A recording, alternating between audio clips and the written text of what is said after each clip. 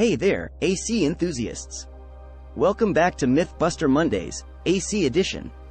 I'm your host, Nigel, and today we're diving into some common air conditioning misconceptions that might be costing you comfort and money. Let's get started. Myth number 1. Lowering the thermostat cools the room faster. Well, turns out that's a bit of a cooling conundrum. While it might seem like cranking down the thermostat to Arctic temperatures will speed up the cooling process, it actually doesn't work that way.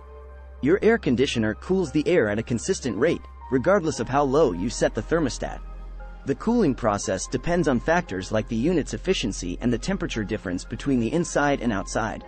So, no need to turn your place into an icebox. Just set a comfortable temperature and let your AC do its thing. Myth busted.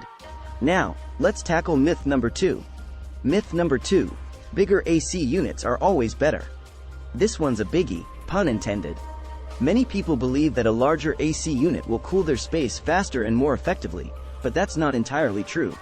A properly sized AC unit is crucial.